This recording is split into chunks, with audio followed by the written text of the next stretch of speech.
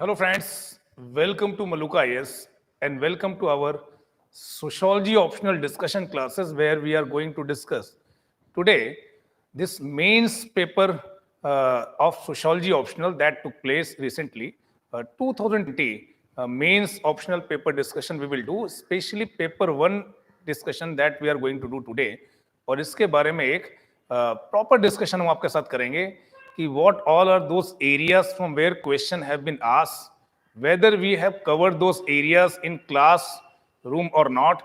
और आप में से हर वो बच्चा जो नया है, जिसको ऐसा लगता है कि सोशियोलॉजी एक नया ऑप्शनल है, सोशियोलॉजी कैसे होगा, सोशियोलॉजी में मेरा कोई बैकग्राउंड नहीं है, what kind of optional it is, इन सारी बातों को इस पेपर डिस्कशन के माध्यम से मैं एड्रेस करने की कोशिश करूंगा. And I will try to be bilingual as possible as far as possible. But हो सकता है कि किसी भी स्टेज में I may be tilted towards one particular language. So I want you people's cooperation in that regard. But main मुद्दा ये है कि किस तरह के questions पूछे गए हैं. What is the source of those questions? Whether these questions you people were able to do from our class notes or not. या जो extra sources मैंने आपको बताए थे उनसे आप इन क्वेश्चन को कर पाए या नहीं कर पाए, और किस तरह से पेपर 1 और पेपर 2 का जो डिस्टिंक्शन बताया जाता है कि paper 1 is separate, paper 2 is separate, paper 1 is this thing, paper 2 is that thing, कहीं ना कहीं उस मिथ को पूरी तरह से शैटर किया यूपीएससी ने.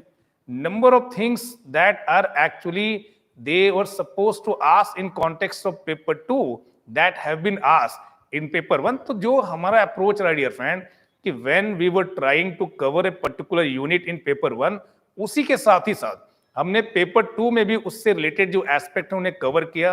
And I try to explain you people कि this particular concept that we are doing in paper 1 sociology syllabus, how it can be relevant in context of paper 2 of your sociology. किस तरह से जो contemporary issues हैं उनसे related question sociology option में पूछे जाते रहे.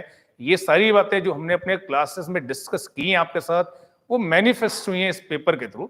और सबसे पहले जब हम पेपर 1 की एनालिसिस करते हैं डियर फ्रेंड आपके साथ, तो I want to just tell you people कि what all are those areas, वो कौन से एरियाज हैं जहां से क्वेश्चंस पूछे गए हैं. और कई बार देखिए जब आप प्रिपरेशन करते हैं तो इस तरह की चीजें आपके माइंड में आती हैं अपने सीनियर्स के थ्रू, अपने मेंटर्स के थ्रू, कि ये कुछ एरियाज हैं, इन्हें आप स्किप कर सकते हो, इन्हें आप छोड़ के जा सकते हो. पर जिस तरह से लगभग सभी एरिया को यूपीएससी ने कवर किया है, हालांकि हमारा जो सिलेबस है ऑलरेडी काफी प्रिसाइज है, काफी शॉर्ट है, और जिस तरह से हम आपके साथ लगातार डिस्कस करते रहे हैं कि आप बहुत ज्यादा सेलेक्टिव नहीं हो सकते while approaching sociology optional, because already the syllabus is what short, concise, precise, and चीजें काफी इंटर रिलेटेड हैं. उस चीज को आप देख पाएंगे जिस तरह के क्वेश्चंस यूपीएससी ने पूछे हैं. तो देखिए अलग अलग यूनिट का मैंने ब्रेकअप आपको दिया है कि from which unit in paper 1 how many marks question have been asked. तो अगर आप चैप्टर 1 की बात करें तो 2 क्वेश्चन पूछे गए हैं ऑफ 20 मार्क्स, 10 मार्क्स के. चैप्टर 2 की बात करें तो 10 मार्क्स का एक क्वेश्चन पूछा गया. चैप्टर 3 की आप बात करें तो काफी वेटेज दिया है यूपीएससी ने. इन टोटलिटी 50 मार्क्स के क्वेश्चन पूछे गए चैप्टर 3 से, जो अपने में एक नई बात है. चैप्टर 4 हम आपके साथ बार बार डिस्कस करते रहे हैं कि this is the heart and soul of what your entire paper 1. 100 marks के क्वेश्चन पूछे गए डियर फ्रेंड. रिमार्केबल है, बहुत ही इंपॉर्टेंट है. और ऐसा मैं आपके साथ बार बार डिस्कस करता रहा हूं कि ये जो थिंकर्स वाला एरिया है that is really very important. And we were referring you people as it is heart and soul of what your entire sociology syllabus of paper 1. ये बात भी हमने आपके साथ डिस्कस की. चैप्टर 5 से डियर फ्रेंड 30 मार्क्स से क्वेश्चन पूछे गए जो कि काफी सिग्निफिकेंट है. सो इस तरह से आप देखेंगे कि out of first 5 chapter almost from all chapters question have been asked. Chapter 6 की हम बात करते हैं. फ्रॉम चैप्टर 6 40 मार्क्स से क्वेश्चन पूछे गए. चैप्टर 7 से 40 मार्क्स से क्वेश्चन पूछे गए. चैप्टर 8 को कम वेटेज दिया गया, 10 मार्क्स से क्वेश्चन पूछे गए. 9 से 40 मार्क्स और social change, social development and dependency का जो आपका टॉपिक था, वहां से भी लगभग 60 मार्क्स के क्वेश्चन आपके पेपर में हैं. आउट ऑफ दीज डिस्ट्रीब्यूशन आपको 250 मार्क्स का पेपर अटेम्प्ट करना है. आपके पास ऑप्शंस हैं, आपके पास चॉइसेस हैं, but almost all chapters, almost all units, they are getting representation. ये बात आपको अपने माइंड में रखनी पड़ेगी. दूसरा सवाल ये आता है आपके माइंड में कि सर ये जो क्वेश्चंस पूछे गए हैं, the kind of the learning we had at Maluka Ias, whether we will be able to solve those questions or not. निश्चित रूप से ये जो वीडियो है, आप में से कुछ लोग वो भी देखेंगे जिन्होंने सोशियोलॉजी पढ़ा हुआ है. Definitely some of you are those who are just thinking, making up their mind कि whether they should take sociology as an optional. आप में से कुछ लोग पहली बार ऐसा सोच रहे होंगे, कुछ लोग दूसरा कोई ऑप्शनल लेके इस बार मेंस दे चुके होंगे. They might be thinking to switch over from some other optional towards sociology. So why, dear friend, I'm telling you that this particular subject is very interesting, very close to your real life situation. Whatever you see in your real life development, उससे काफी related है. Question के माध्यम से मैं आपको समझाने की कोशिश करूंगा कि what exactly have been asked and whether you people will be able to cover those things through our class notes or not. पहला जो क्वेश्चन है, first question, straight forward question देखिए पूछा गया है, तो वो मैं आपको बता रहा हूं. ये जो टॉपिक है, जब भी मैंने आपके साथ क्लास स्टार्ट की सोशियोलॉजी ऑप्शनल की, I always started with this particular topic कि what were the social changes, what were the intellectual changes that were responsible for emergence of sociology as a distinct discipline in European society. Same thing directly, no deviation, कुछ भी अलग से नहीं है. Directly that question has been asked. और अगर आप इसका सोर्स पूछते हैं मुझसे डियर फ्रेंड, तो सेपरेटली ये टॉपिक मेंशन है टीबी बॉटमोर की जो सोशियोलॉजी की बुक है, उसमें इन इंटेलेक्चुअल फोर्सेस को, इंटेलेक्चुअल कॉजेस को अलग से भी एक्सप्लेन किया गया है. Otherwise also in class I discuss with you people कि what were those changes that were taking place in European society from 14th century till 17th century. As a result of those changes, a dark age of European society was getting transformed into a modern age of European society.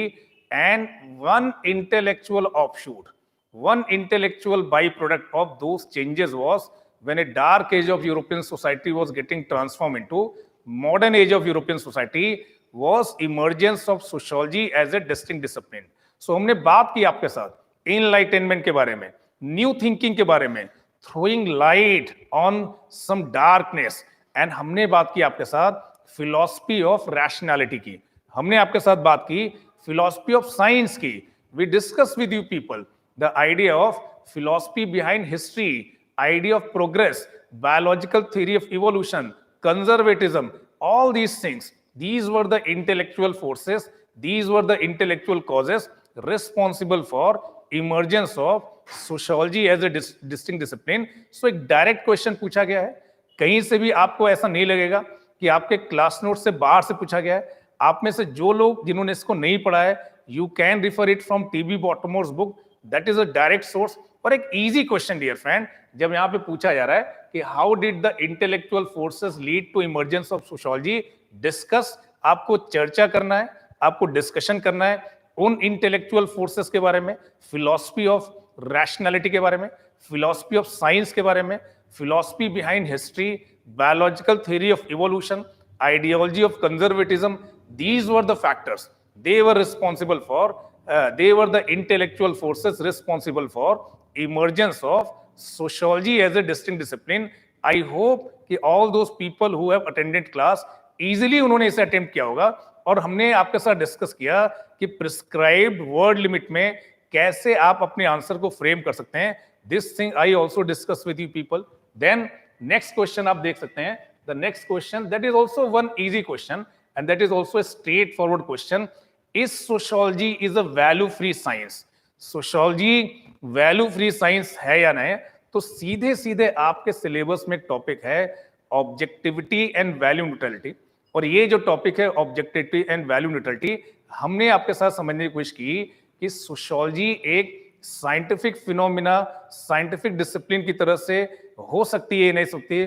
तो that debate, the debate that I discuss with you people कि what is science and whether sociology can project itself as a scientific discipline, completely objective discipline, free from values, free from biasness, free from subjectivity.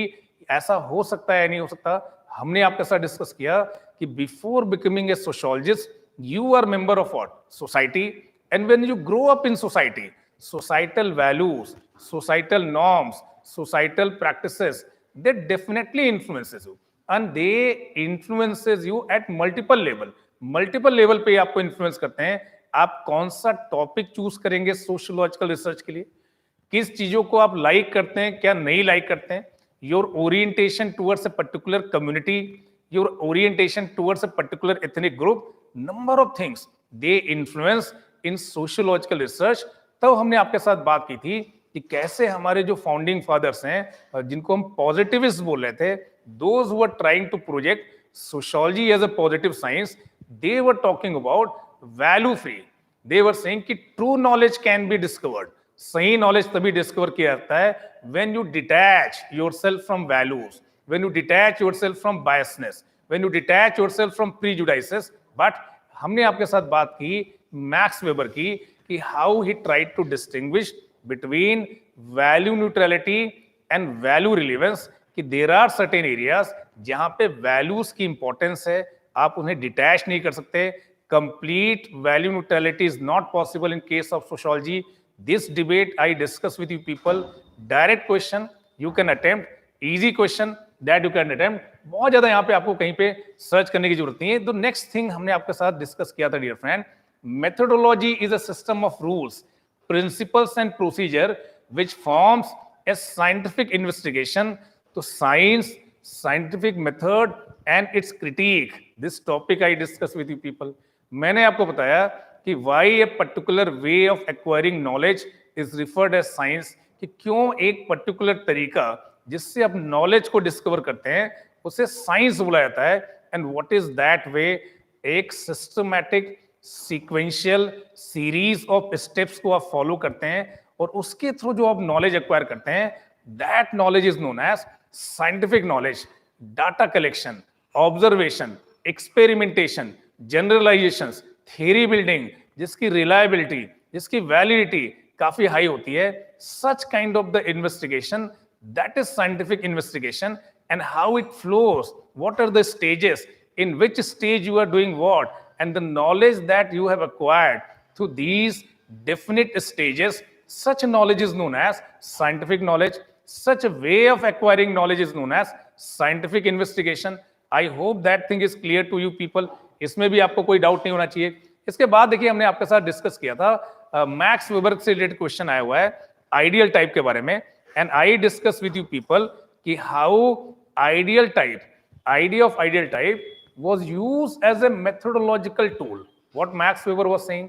Max Weber was saying that this social reality is very complex, and this complex social reality we cannot comprehend completely with our limited mindset. So जब भी आप इस complex social reality को approach करते हैं with your limited mindset, आप कुछ mental construct create करते हैं, और ये जो mental construct है about this reality, that is known as ideal type.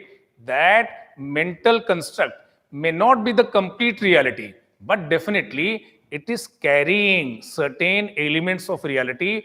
It is not reality per se, but all relevant aspect of reality, they are being present in ideal type. And how far you are able to accommodate those different aspects of reality in a single ideal type, that is the success of the constructor of what? Ideal type. तो यही question पूछा जा रहा है. Question क्या है dear friend, जानने की कोशिश करते हैं. Ideal types of Max Weber are mental construct. They do not correspond to the reality per se. So they do not correspond to reality per se. Give your views कि क्या ये जो ideal type आप create कर रहे हैं, जो movie बना रहे हैं आप, या जो पिक्चर क्रिएट कर रहे हैं, that is the complete reality और not. So answer will be that may not be the complete reality, but definitely it carries certain elements of what? Reality.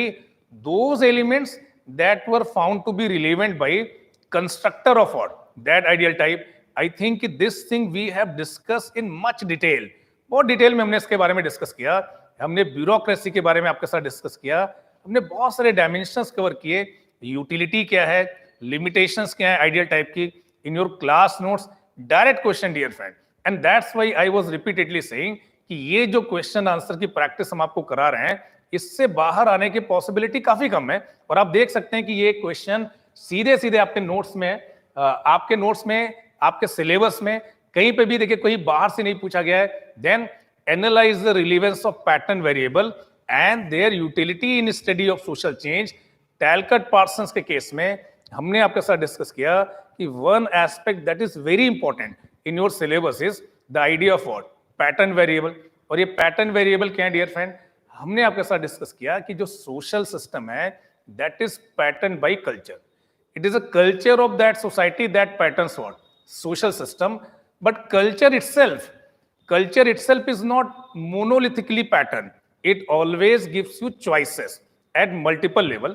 ऐसे 5 level पे different choices की हमने आपके साथ बात की थी। Universalism versus particularism, diffusiveness versus specificity, affectivity versus value neutrality. हमने आपके साथ बात की थी collective orientation versus individual orientation. तो इस तरह से हमने आपके साथ पैटर्न वेरिएबल के कॉन्सेप्ट को डिस्कस किया था। एंड आई वाज डिस्कसिंग कि even though system tries to remain in equilibrium, but that equilibrium is not a static equilibrium, that equilibrium is always a limited equilibrium. And why it is limited equilibrium? Because at any point of time culture of society, it offers 2 choices to actor, and because of that you are interacting with external environmental forces. At the same time within system there are certain internal threat, और उनको balance करने के लिए जो हमने आपके साथ agile model discuss किया, how this kind of the equilibrium that is limiting equilibrium it helps in bringing out change, ये मैंने आपके साथ डिस्कस किया। तो ये idea of pattern variable and how pattern variables are relevant in bringing change in society, that also I discuss with you people. ये भी state question है डियर फ्रेंड। और यहां से देखिए क्वेश्चन 2 में आप देखें तो स्टार्ट ही हमने किया आरके मर्टन को किससे? RK Merton we started simply by his reaction, the reaction that he was giving to classical functionalism. और 3 ऐसे postulates, 3 such assumptions of classical functionalism I discuss with you people, that is postulate of functional unity, postulate of functional universality, postulate of functional indispensability। और ये जो 3 assumptions थे जो already बहुत ही popular थे before R K Merton, इन्हें criticise किया R K Merton ने, इन्हें रिएक्ट किया, उसको मॉडिफाई किया और अपनी एक फंक्शनल थ्योरी लाई जहां उन्होंने लैटेंट और मैनिफेस्ट फंक्शन की बात की कि हमें किसी भी स्टेज में along with manifest function we should also try to see the latent function. What can be the utility of latent function? That was discussed by him. Limitations of latent function, that also we discuss in detail, that in this manner number of things which are dysfunctional उनको आप बता पाएंगे कि उनके latent function ये हो सकते हैं कि अल्कोहलिज्म अगर सोसाइटी में है तो ये फ्रेंडशिप को स्ट्रेंथन करता है, प्रोस्टिट्यूशन अगर सोसाइटी में है तो ये फैमिलीज को इंटैक्ट करता है। तो देखिए इस तरह से जो आप लेटेंट फंक्शन बताने की कोशिश करेंगे for everything that is actually appearing dysfunctional to you, it may lead to establishing certain things which might be dysfunctional as functional by arguing कि इसके कुछ लेटेंट फंक्शन है that we discuss as limitation of what, latent function in class itself we discussed dear friend. Then next question I will discuss with you people, जो question 2 का जो second part है वो मैं आपके साथ डिस्कस करने की कोशिश करूंगा कि किस तरह से हायरार्की और किस तरह से exclusion, they are the main barrier dear friend, they are the main barrier to the kind of the society that we human being wanted to create. So it is a long pending dream of human being that they want to create a society where all will be equal, egalitarian society, minimum gap और no gap as सच।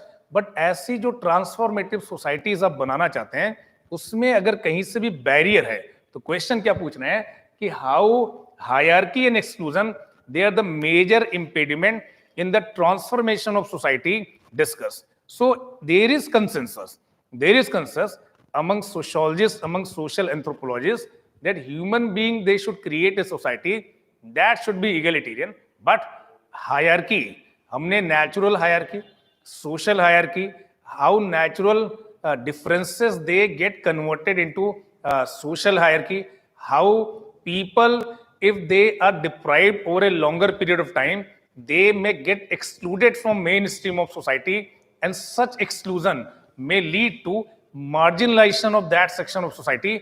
इन सारी चीजों को काफी detail में आपके साथ discuss किया.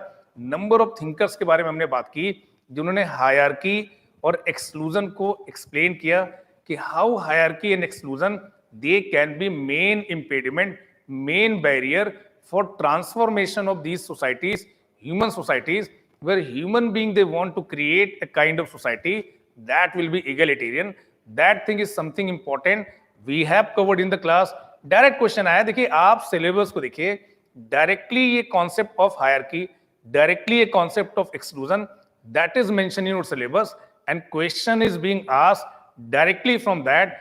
कहीं पे भी क्वेश्चन को घुमाया नहीं गया. सिंपली दे आर सेइंग कि the kind of the stratification exists in society जिसके कुछ underlying values हैं, and such underlying values are hierarchy, such underlying values are exclusion, how they act as a barrier for transformation of society. That is one important question. So next question that I'm going to discuss with you people, that is explain democracy as an order of society. बहुत ही बेहतरीन question है dear friend. काफी detail में मैंने आपको democracy बताया कि किस तरह से आज की डेट में हर सोसाइटी खुद को क्लेम करती है कि we are democracy, and democracy has emerge as a value it has emerge, and number of leaders, number of state, they are not believing in democratic values, then also they are presenting themselves as democratic society. So it has emerged as a order. का मतलब यह है कि कोई बोल रहा है कि मैं इस्लामिक डेमोक्रेसी हूं, someone is saying कि we are one party democracy, someone is saying we are closed democracy, someone is saying कि we are liberal democracy, someone is saying that we are one party democracy. तो somewhere or else एक तरह की legitimacy gain करने का तरीका हो गया है to claim yourself as what, democracy. So democracy has emerge as an order, social order in contemporary societies. इसके बारे में बोल रहे हैं, but there are factors preventing people's participation in politics. So देखिए, most of the democracies that we see today in different countries, they are the democracies led by parties. Party-led democracies are there, representative democracies are there. Whether such democracies are participatory democracies or not, ये people's democracy है या नहीं है, लोगों का कितना participation है decision making process में, those decisions which can really bring change in their life. So what is the process of decision making? What is the extent of inclusion of the people? इन सारी चीजों को लेके बहुत सारे factor हमने आपके साथ डिस्कस किए. How much educated you are, how much access you have to the government services, what is the mode of interaction between people and what government, civil society का रोल क्या है, whether it functioning civil society is there और not, pressure groups are there और not. तो number of factors we have discussed, that presence और absence of these factors that may facilitate or that may act as a barrier for people's participation in such kind of the democracies. This thing we have discussed in the class. I think you people would have been able to address this particular question. सीधा question है dear friend, और democracy को हमने काफी detail में आपके साथ discuss किया है. Then next is capitalism has brought increasing informalization of work in society. Substantiate your answer. So we have discussed in class itself that organization of work in different kind of what societies. हमने slave society की बात की, feudal society की बात की, capitalist society की बात की, पोस्ट कैपिटलिज्म या पोस्ट इंडस्ट्रियल सोसाइटी की बात की, और हमने वहां पे डिस्कस किया डियर फ्रेंड कि किस तरह से कैपिटलिज्म में जहां पे वर्कर्स का जो लेजिटिमेट इंटरेस्ट होता है उससे डिनाई करके प्रॉफिट मैक्सिमाइजेशन पे एक मेजर फोकस है कि हाउ टू मैक्सिमाइज प्रॉफिट. किस तरह से इसने इनफॉर्मलाइजेशन ऑफ वर्क को इनकरेज किया है, formal versus informal work. That is a very important topic in labour and society in your syllabus. और वहां पे हमने इस टॉपिक को आपके साथ डिस्कस किया कि कैसे capitalist kind of the organisation, capitalist kind of economic system, ये जो व्यवस्था है ये इनफॉर्मलाइजेशन ऑफ वर्क को क्या करती है, इनकरेज करती है. This thing is one easy aspect that we have discussed in the class itself. Then Next question that you may see in this paper, that is critically analyze Durkheim's view on elementary form of religious life. देखिए ये एक ऐसा question है जिसको आप easy question की category में रख सकते हैं, जहां पे हमने आपके साथ डिस्कस किया कि किस तरह से Durkheim he wanted to understand religion in its purest form, in most basic form, when it has not yet polluted by the advanced practices. So elementary form of religious life, इसका objective क्या था डरकीम का? How he studied totemism, how he tried to explain basic elements of religion in terms of sacred and profane. इसका आपको एक critical analysis देना है. And what is the role of religion? Second aspect देखिए आप, what is elementary form religious life and role of religion. Also discuss the consequence of religious revivalism in contemporary society. So देखिए Durkheim was saying कि role of religion will be promoting solidarity, integration in society. It gives you some moral guidelines, and because of that it helps in maintenance of a kind of morality, a kind of stability, a kind of order in society. But Durkheim was saying कि as societies will move from pre-industrial society towards industrial society, role of religion will diminish, role of religion will decline in your social sphere. But एक नई phenomena जो देखी गई है, that is of religious revivalism. Religion is reviving itself in a different form, and suddenly number of sect, number of denominations, number of groups are emerging in European society as well as in third world societies. So religion, उसका जो social role है, उसका जो social significance है, that might be on the declining trend. But in order to resolve your personal anxiety, in order to give certain answers to chaos that you are facing at the personal level, a kind of religious revivalism is taking place. Number of sect, number of denominations, number of new groups are emerging. That thing I discuss with you people कि किस तरह से जो contemporary societies हैं उनमें religion का revivalism हो रहा है, नए फॉर्म में रिलीजन का रिवाइवलिज्म हो रहा है, साइंटिफिक इंस्ट्रूमेंट का, टीवी चैनल्स का, mass media, social media platform का आप यूज कर रहे हैं, और नए नए तरीके के प्रीस्ट, नए नए तरीके के लोग आ रहे हैं जो काफी पर्सनलाइज लेवल पे आके आपके जो केओटिक सिचुएशन है, आपकी जो एंजाइटी है, आपका जो टेंशन है, उसे एड्रेस करने की कोशिश कर रहे हैं. So that is how you can explain impact of और a significance of religious revivalism in contemporary societies. तो देखिए ये भी एक इजी क्वेश्चन है. अगर मैं आपसे बोलूं तो आप ये मत सोचिएगा कि सर आपके लिए तो सब कुछ इजी है. Why I am saying easy? Because it is directly dealing with what? Directly dealing with what? Your syllabus. और देखिए ये एक ऐसा क्वेश्चन है डियर फ्रेंड, जब मैं इसकी बात करूंगा तो आप पाएंगे कि ये जो क्वेश्चंस हैं, ये कोई ऐसा स्टूडेंट भी जिसको सोशियोलॉजी का कोई बैकग्राउंड नहीं है, वो एटलीस्ट कोशिश कर सकता है कि discuss the consequences. Discuss the consequences of what? Discuss the consequences of across region marriages, across region marriages on kinship system in modern Indian societies. तो इस बात को तो आप एग्री करेंगे कि आज जिस दौर में आप रह रहे हैं, where you are marrying not on the basis of those earlier preferences. earlier preferences क्या होते थे कि आपका एक आइडिया होता था कि इस रीजन के लोगों के साथ आपकी मैरिज हो सकती है, इस रीजन के साथ आपकी मैरिज हो सकती है. बट जिस पोस्ट इंडस्ट्रियल सोसाइटी में आज हम रह रहे हैं, जिस तरह के ग्लोबलाइजेशन के दौर में हम रह रहे हैं, अक्रॉस रीजन मैरिजेस हो रही है. अक्रॉस रीजन मैरिजेस हो रही मतलब you may belong to UP, you got your earlier education in UP, right now you are doing job in Bangalore, you fell in love with someone who belongs to Maharashtra, और आप ऐसी marriage कर रहे हैं जो अक्रॉस रीजन मैरिजेस हैं. Person belonging to one part of India marrying with person belonging to other part of India.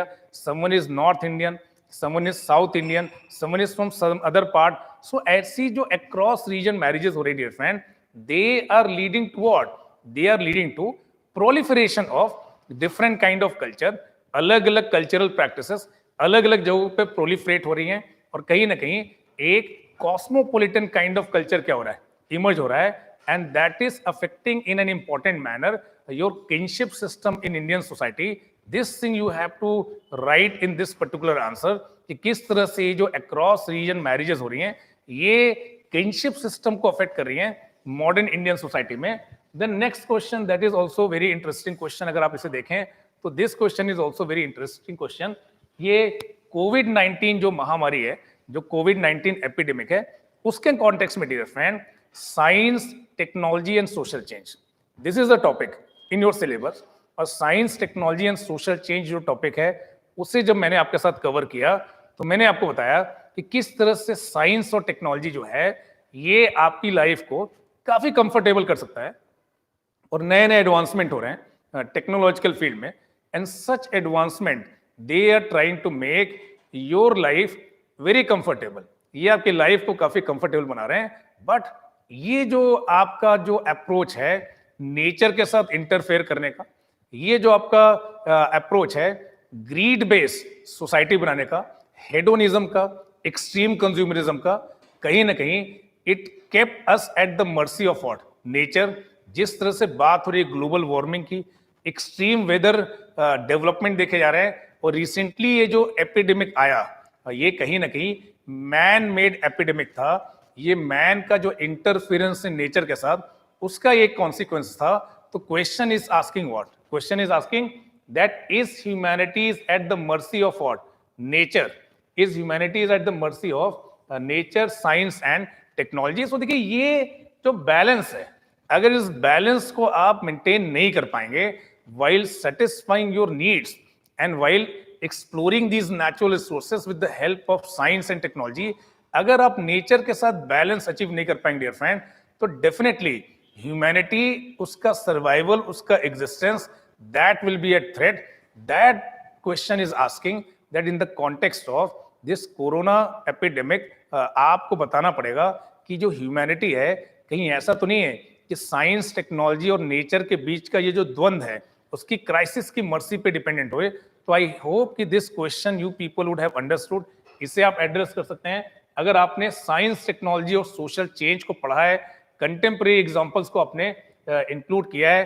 तो what according to Durkheim is the major function of education in transmission of societal norms and values. So हमने आपके साथ discuss किया dear friend, one major function of education is, what is the most important function of education is transmission of culture. Transmission of culture from what? Transmission of culture from one generation to what? Another generation. और ये जो आप culture का transmission करते हैं from one generation to another generation, इसकी वजह से डियर फ्रेंड एक कल्चरल कॉन्टिन्यूटी को आप मेंटेन कर पाते हैं। And such cultural continuity it prevents a gap from one generation to another generation when you move। तो उस गैप को प्रिवेंट करता है क्या? ये education system. So Durkheim was saying कि this formal education system it helps in transmission of culture, societal values, societal norms, idea of right, idea of wrong from one generation to what another generation. That is the utility of what this education system. हालांकि कुछ critics ने, हमने आपके साथ discuss किया, उन्होंने criticise भी किया है कि किस तरह से जो एजुकेशन सिस्टम है ये कल्चरल रिप्रोडक्शन करता है, और कल्चरल रिप्रोडक्शन करते समय ये जो सोसाइटी का जो बेटर ऑफ सेक्शन है, जो रिच सेक्शन है, उसके कल्चर को प्रोड्यूस और रिप्रोड्यूस करता है, और जो वीकर सेक्शन है, जो पुअर सेक्शन है, जो डिप्राइव सेक्शन है, उन्हें फिल्टर आउट कर देता है इस एजुकेशन सिस्टम से। But what question is asking, try to understand, question is asking according to Emile Durkheim the major function of education is the transmission of societal norms and values. All those people among you who have studied this topic of education and social change, जिन्होंने भी इस topic को पढ़ा है education and social change को, they very well understand कि one important function of education is to promote such kind of cultural homogeneity from one generation to what another generation. And here lies the importance, और here lies the utility of what education system। जब आप cultural norms and values को एक generation से दूसरी generation में क्या कर रहे हैं, ट्रांसमिट कर रहे हैं। तो again I am saying this is one straight forward question. If I will not say कि इट इज इजी क्वेश्चन, ये स्ट्रेट क्वेश्चन है। और ये जो यूटिलिटी है एजुकेशन की, education and culture, education and change, education and modernization, ऐसे बहुत सारे टॉपिक मैंने आपके साथ डिस्कस किए। उन्हीं में से एक एस्पेक्ट ये है कि how education system it helps in transmitting norms, values and culture of society from one generation to what? Another generation. So this is another one important question that was there in your paper, a straight question I'm saying. Then critically assess. Critically assess this social mobility in open and close system. देखिए simply अगर आपने social mobility को पढ़ा है, definitely आपके syllabus में straight away लिखा हुआ है close system and open system. Social mobility क्या है? When a person tries to improve on his position in social hierarchy, either horizontally और वर्टिकली, अपवर्ड और डाउनवर्ड. इस तरह की डायरेक्शन मैंने आपके साथ डिस्कस की. हमने आपके साथ डिस्कस किया कि there are certain societies where societal norms they restrict social mobility, and there are certain societies where societal norms they encourage social mobility. So I gave you example of ancient Hindu caste system, I gave you example of this racial system, and such example I gave you where closed system of mobility was there. But modern day societies I gave you example of open system of mobility. और हमने आपके साथ discuss किया कि so called closed system they were never perfectly closed, and so called open system they are not perfectly open. ये जो open system है यहाँ पे भी कुछ invisible barrier है, और जो so called closed system थे वहां पे भी कुछ avenues थे जिसके थ्रू आप mobility को acquire कर सकते थे. What was preference towards ascriptive criteria, what was the preference towards achievement criteria, all these dimensions we have already covered. But this is again I am saying that is the beauty of sociology syllabus कि direct question है और कहीं पे भी इन्होंने कुछ भी आपसे घुमा के नहीं पूछा है. Simply they are asking critically assess social mobility in close and open system, straight way question, no other criteria, कोई भी और चीज इसके साथ ऐड नहीं की गई है. सो स्ट्रेट वे क्वेश्चन है, इजी भी है, but that may differ from person to person, but not at all you can say कि कहीं पे भी इसमें कोई कॉम्प्लेक्सिटी है, कहीं पे भी कोई डिफिकल्टी है डियर फ्रेंड.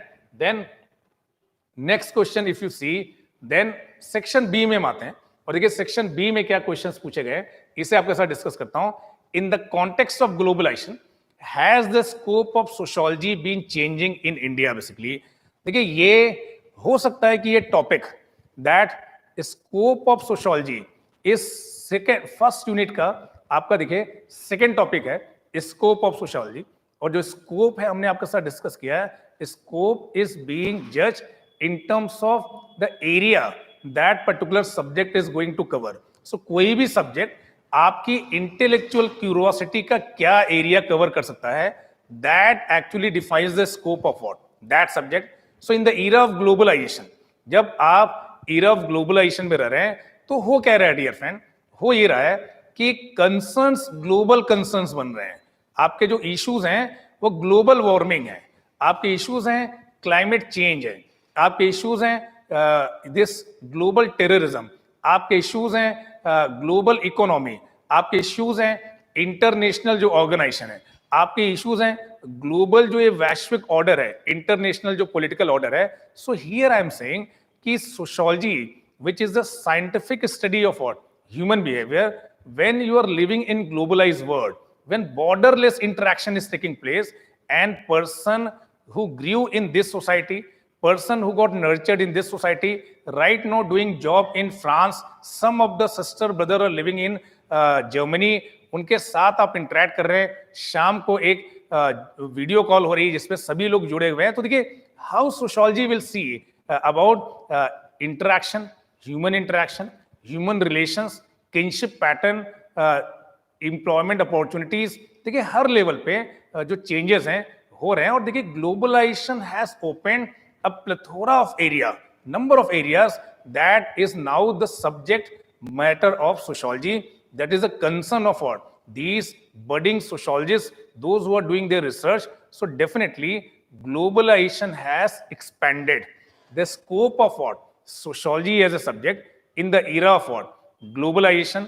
और इनका जो इम्पैक्ट है आपके रिलेशनशिप पे, फैमिली पे, मैरिज पे, आपके जो पॉलिटिकल इंस्टीट्यूशंस हैं, ग्लोबल प्रैक्टिसेस आप फॉलो कर रहे हैं, सिटीजन चार्टर की आप बात करते हैं, आप राइट टू इंफॉर्मेशन की बात करते हैं, आप पीआईएल की बात करते हैं, मतलब ये ग्लोबल प्रैक्टिसेस हैं डियर फ्रेंड.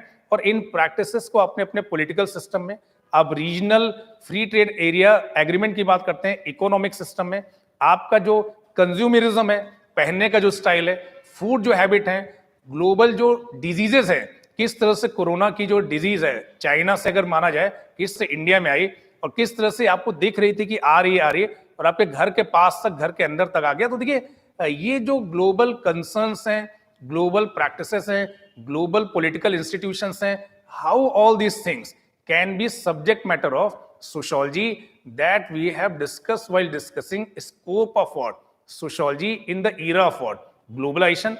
So ये क्वेश्चन भी आप समझ सकते हैं, आप में से जो लोग जिन्होंने सोशोलॉजी पढ़ा है एट द सेम टाइम जिन्होंने सोशोलॉजी नहीं पढ़ा है, किसे अटेम्प्ट किया जा सकता है।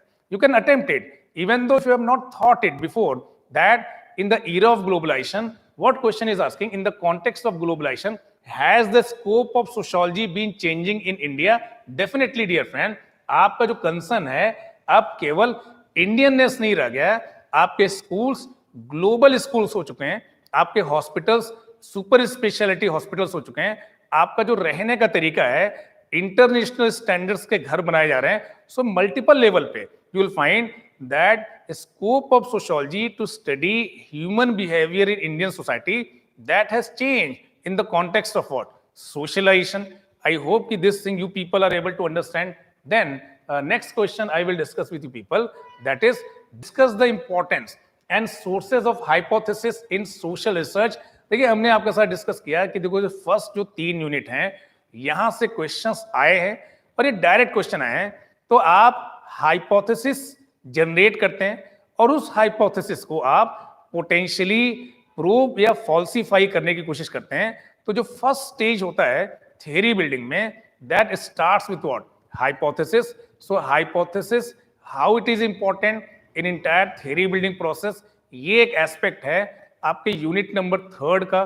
वहां से डायरेक्ट ये क्वेश्चन उठाया गया है कि हाइपोथेसिस की यूटिलिटी क्या है सोशियोलॉजिकल रिसर्च में, थ्योरी बिल्डिंग में, ये आपको एक्सप्लेन करना है डियर फ्रेंड. और कोई भी आपका ऐसा सब्जेक्ट है पॉलिटिकल साइंस, कोई भी आपका ऐसा सब्जेक्ट है साइकोलॉजी, कोई भी आपका ऐसा सब्जेक्ट है सोशियोलॉजी, यहाँ पे हाइपोथेसिस की एक इंपॉर्टेंट भूमिका है. आपने इसे पढ़ा होगा dear friend. So social research में किस तरह से हाइपोथेसिस थ्योरी बिल्डिंग में कंट्रीब्यूट कर सकता है, that is a question.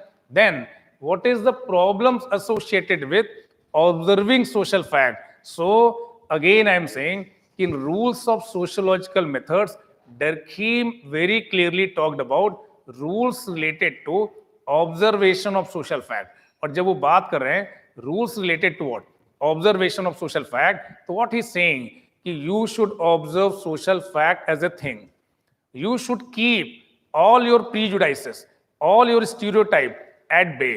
Your preconceived notions should not influence a study of what social fact. You should study social fact in completely detached manner. So ये सारी चीजें पॉसिबल हैं dear friend. हमने आपके साथ डिस्कस किया कि it's not possible because before becoming a social scientist you are a member of what society, and when you observe anything many times your perceptions, your prejudices, your stereotype, your preconceived notions, they may influence study of social fact. तो we have already discussed the limitations that you feel when you observe social fact as argued by Emil Durkheim in his book Rules of what Sociological Method. So again, anyone among you who have studied Emil Durkheim, subject matter of Emil Durkheim and how he came up with the rules of sociological methods, इसमें वो clearly बता रहे हैं rules of observation, rules of generalizations, rules of explanation. वहां पे बहुत ही clearly हमने आपके साथ डिस्कस किया कि what can be the possible limitations when you are trying to observe social fact as per Durkheim's view point. This thing you people are able to understand dear friend. ये बात आप लोग को समझ में आ रहा होगा. तो इसी तरह से देखिए एक और क्वेश्चन यहाँ पे पूछा गया है, state the reason for the various religious belief and practices. So various religious belief and practices, हमने बात की एनिमिज्म की, हमने बात की नेचुरलिज्म की, हमने बात की टोटमिज्म की. देखिए ये सारे कुछ प्रिमिटिव, ये सारे जो ऐसे earlier religious belief and practices है, उनका रीजन मैंने क्या बताया, मैंने आपके साथ डिस्कस किया कि your curiosity, intellectual curiosity behind these soul, intellectual curiosity behind these natural disaster, thunderstorm, rainfall, ये सारे कुछ reasons हैं जिनकी वजह से कुछ इस तरह के earliest form of religious belief came into your mind, that is animism, soul worship, naturism, nature worship, totemism, totem worship. ये कुछ ऐसे earlier form of religious belief system थे जिसके बारे में हमने आपके साथ डिस्कस किया था when we were discussing religion and society. So pre-modern societies में ऐसे primitive religious practices रही. People used to believe in soul worship, people used to believe in nature worship, people used to believe in totem worship. Totem worship के बारे में Emil डर्कीम ने study किया. So what were the reasons behind such kind of the influence, such kind of the belief system in pre modern societies, ये हमने आपके साथ discuss किया. तो देखिए ये कुछ ऐसे क्वेश्चंस हैं जो स्ट्रेट अवे क्वेश्चंस हैं जिन्हें आप अटेम्प्ट कर सकते थे.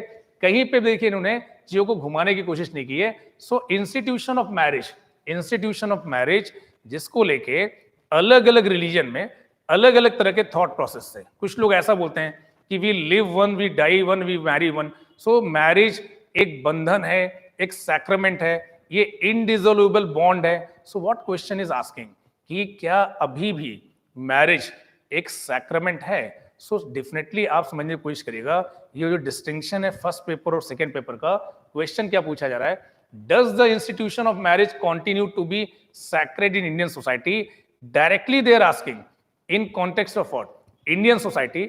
सो this unit when I was discussing with you people, मैंने आपके साथ बार बार डिस्कस किया कि इसे आप रिलेट करके पढ़िए, first paper as well as what second paper, and don't try to demarcate कि फर्स्ट पेपर में हम इसे पढ़ लेंगे, बाद में हम इसे सेकंड पेपर में डिस्कस करेंगे.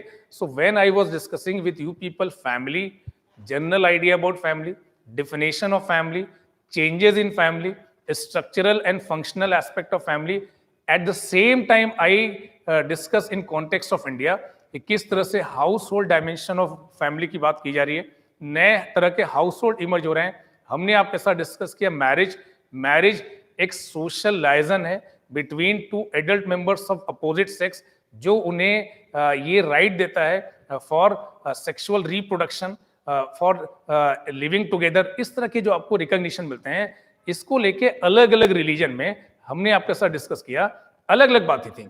सो जो ट्रेडिशनल कैथोलिक बिलीव था उसके अकॉर्डिंग ये एक तरह का सैक्रामेंट था. Hinduism also consider it sacrament, but आज के कॉन्टेक्स्ट में चाहे हिंदुइज्म की बात हो, चाहे सिखिज्म की बात हो, चाहे मुस्लिम्स की बात हो, चाहे क्रिश्चियनिटी की बात हो, क्या वो जो सैक्रेड एस्पेक्ट है रिलीजन का, ये अभी भी कंटिन्यू कर रहा है, या it is a marriage till further notice? क्या डिवोर्स को लेके नए जो कानून हैं उनके तहत डिसोल्यूशन ऑफ मैरिज अब इजी हो गया है? अब मोर मैरिटल ब्रेकडाउन हो रहे हैं, री मैरिजेस हो रही हैं, people are coming out of marriage, they are associating it the idea of liberty, women की लिबर्टी के साथ इसे जोड़ा जा रहा है कि रॉन्ग मैरिजेस भी हो सकती हैं, you can come out of such marriages. So जो सैक्रामेंटल जो कैरेक्टर था, that is slowly and gradually is diminishing. Now marriage is more a contract across the religious communities. ये हमने आपके साथ डिस्कस किया. तो ये एक सिंपल क्वेश्चन है डियर फ्रेंड कि मैरिज का जो सैक्रामेंटल वैल्यू है वो अभी भी कंटिन्यू करता है या नहीं, या marriage is now progressively emerging as a civil contract and it is losing its sacramental value. This thing you people are able to understand और नॉट? ये बात समझ पा रहे हैं डियर फ्रेंड? ये क्वेश्चन है.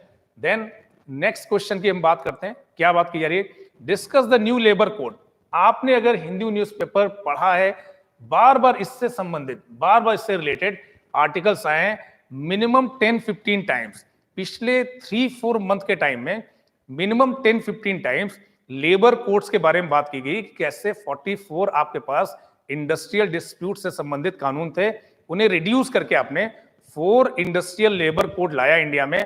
और उसको लेके एक डिबेट इंडिया में चल रही है कि गवर्नमेंट का कहना है कि हमने इन चीजों को सिंप्लीफाई कर दिया और हमने दोनों के इंटरेस्ट को बैलेंस किया है, जो एम्प्लॉयर है और जो एम्प्लॉय है दोनों के इंटरेस्ट को.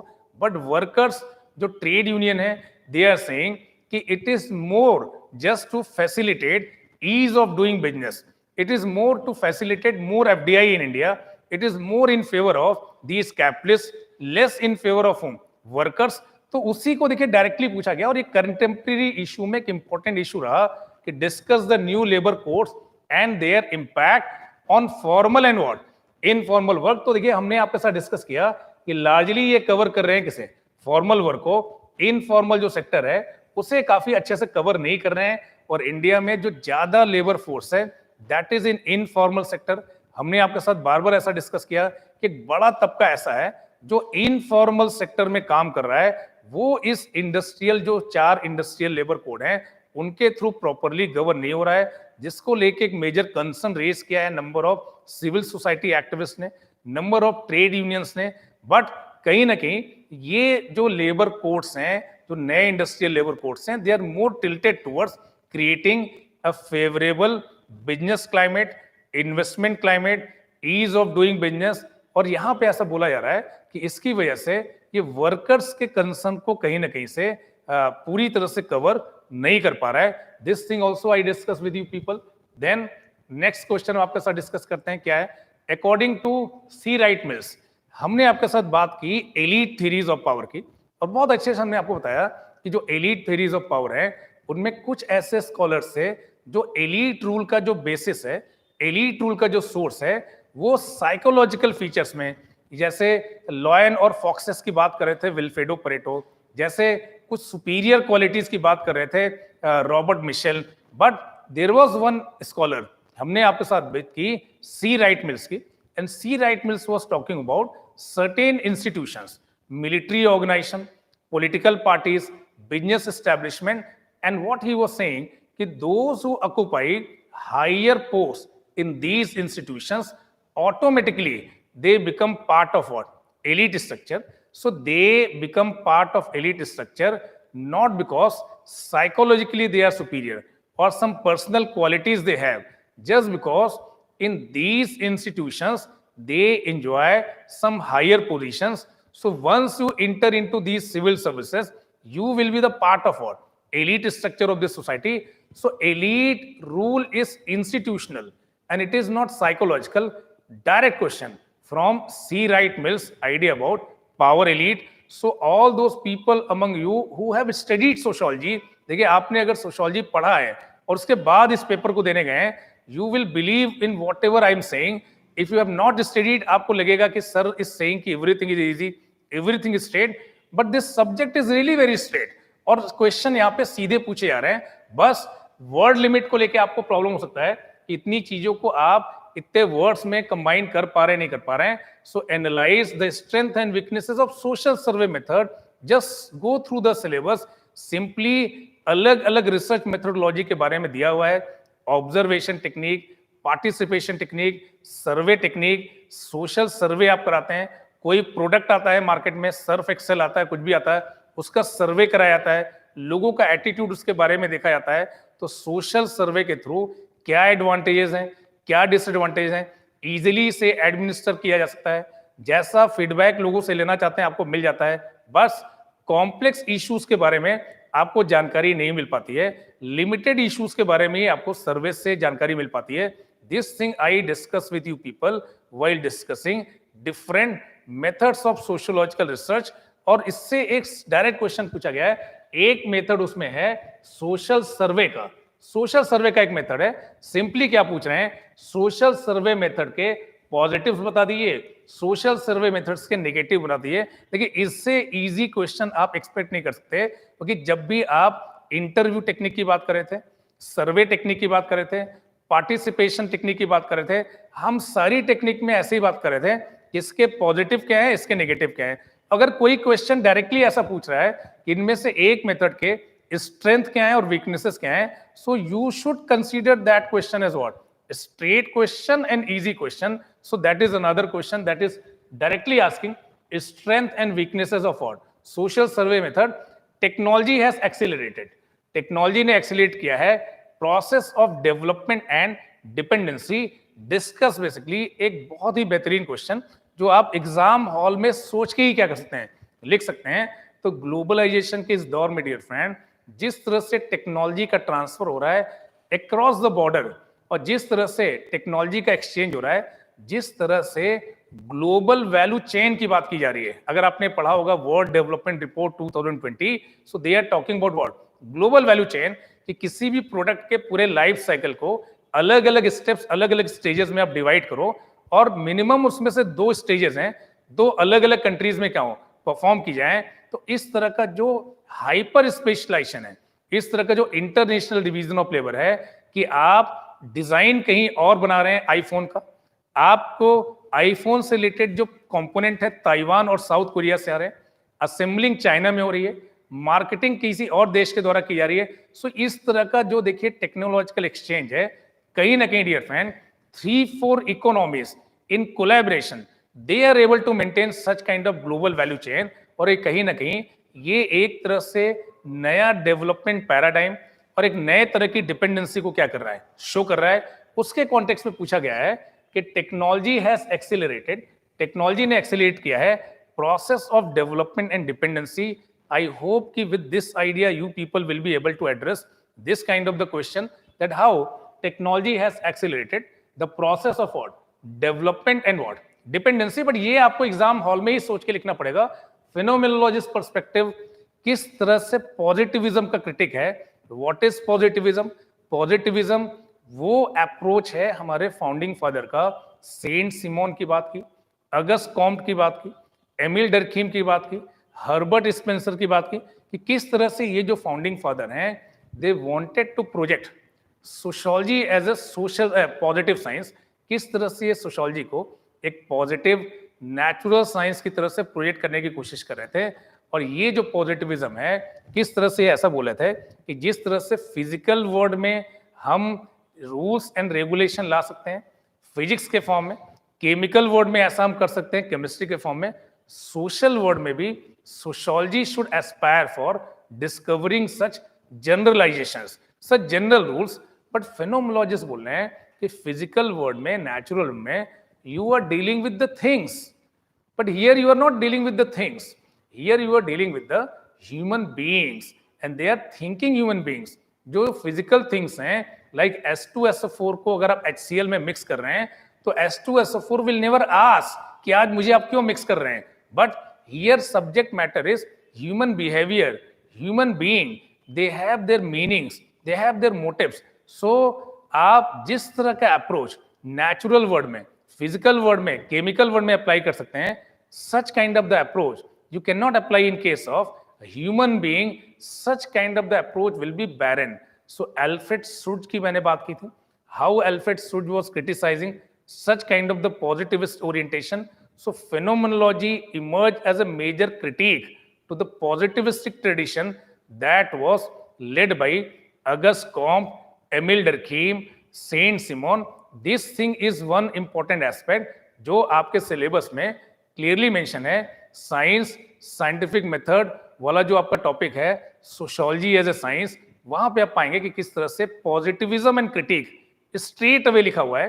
और पॉजिटिविज्म का एक क्रिटिक है क्या, phenomenologist approach. So the more you will study sociology, आप में से जिन्होंने नहीं पढ़ा है, पर जिन्होंने पढ़ा है उन्हें पता है कि एक डायरेक्ट क्वेश्चन है, और उन्होंने पॉजिटिविज्म के क्रिटिक में से पढ़ा हुआ है Marxian theory of alienation. Marks का जो कॉन्सेप्ट है एलिनेशन का, अलग अलग लेवल पे उन्होंने कैपिटलिस्ट सोसाइटी में alienation from labour, alienation from product, alienation from production process, alienation from fellow human being, this thing was explained by whom, Karl Marx. कि किस तरह से, जिस तरह से वर्क प्रोसेस ऑर्गेनाइज हो रहा है, भले ही 2000, 3000, 5000 workers they are working in factories, a social act of production is there, but the ownership is individual. One individual is owning this product, and how worker, how he will sit, how he will move his hand, how he will perform work, everything is already designed, and worker has been reduced to a robot. Worker एक robot की तरह से reduce हो गया है. He has no interest in performing work. So work that used to be highly liberating experience, that love for work is lost. That factory is appearing as a cage. इसमें आप फंसे हुए हैं, और जब फैक्ट्री के गेट्स ओपन होते हैं तो काफी तेजी से, खुशी के साथ आप बाहर जा रहे हैं, और सुबह जब आप फैक्ट्री में जा रहे हैं काफी आप उदास हैं। All these things I discuss with you people, कि how Karl Marx explain this idea of alienation, in modern capitalist society at multiple level. He explained what alienation. So again I am saying that this concept of alienation is mentioned in your syllabus in Karl Marx, topic of Karl Marx. और direct अगर कोई question पूछ ले रहा है कि critically assess the Marxian theory of alienation, so इससे easy Marx से रिलेटेड क्वेश्चन आप एक्सपेक्ट नहीं कर सकते. हालांकि एक टफ क्वेश्चन भी पूछा गया है, वो भी मैं आपके साथ डिस्कस करूंगा कि किस तरह से Karl Marx is thinking that conflict is an essential component of social change. In fact, entire Marxian work is about class and class struggle, where Marx is using class and class struggle as a methodological tool to explain conflict and change in society, specifically conflict-led change. और किस तरह से उन्होंने बताया कि history of all hitherto society is actually history of class struggle, कि how conflict emerged between already established classes, those who were sharing a particular relation with the forces of production, and newly emerging classes, those who wanted to change this kind of the relationship between existing class and existing forces of production. So when new forces of production emerged, they demanded changes in relation of production, and as a result of that, conflict took place, and such conflict led to what? Change from ancient to feudal to capitalist, and from capitalist society, it may lead to creation of an imaginary communist or socialist society, जिसकी बात Karl Marx कर रहे थे. तो किस तरह से देखिए conflict can be an important source of how does, according to Karl Marx, social conflict as an essential element in social change. ये हमने आपके साथ डिस्कस किया था जब मैंने आपको बताया था फैक्टर्स और एजेंट्स ऑफ सोशल चेंज, और जब मैं आपको agents of social change explain कर रहा था, at that time I explain you कि in what manner conflict can be an agent of what? Social change. How conflict can anchor social change in context of what? Indian society. That is again a question directly asked from Karl Marx and his entire analysis about class and class struggle. Then examine how social movements comes to an end. देखिए carrier of social movement, carrier of social movement हमने आपके साथ discuss किया कि किस तरह से एक सोशल मूवमेंट इनिशिएट होता है, किस तरह से एक तरह का स्ट्रक्चरल स्ट्रेन डेवलप होता है, कैसे लोग इस सिचुएशन के बारे में डिस्कशन स्टार्ट करते हैं, डिबेट स्टार्ट करते हैं, स्ट्रैटेजीज के बारे में डिस्कशन होता है, सडनली एक लीडर इमर्ज होता है, that leader come up with his own plan, new strategies, and then a movement starts, movement reaches its peak, peak के बाद एक डिक्लाइन होता है. ये सारी चीजें हमने आपके साथ डिस्कस की थी कि किस तरह से एक कैरियर होता है किसका, सोशल मूवमेंट का, और कई बार पीक पे मैक्सिमम निगोशिएशन हो जाते हैं और सोशल मूवमेंट डाई होता है, और अगर निगोशिएशन नहीं होते हैं तो अनसेरेमोनियल एंड होता है किसका, सोशल मूवमेंट का. So that topic, that is carrier of A social movement, directly it is asked from that topic कि आपने देखा नॉन कोऑपरेशन मूवमेंट, आपने देखा सिविल डिसोबीडियंस मूवमेंट, कि किस तरह से एक आप मोमेंटम बनाते हैं, किस तरह से एक लीडर आता है, स्ट्रैटेजीज आती हैं, आर्गुमेंट्स होते हैं, काउंटर आर्गुमेंट्स होते हैं, then a particular social movement emerges, that social movement tries to reach its peak, peak पे निगोशिएशन होते हैं. गांधी इरविन पैक्ट साइन हुआ था, कई बार निगोशिएशंस नहीं होते, अनसेरेमोनियली आपको सस्पेंड करना पड़ा था नॉन कोऑपरेशन मूवमेंट को.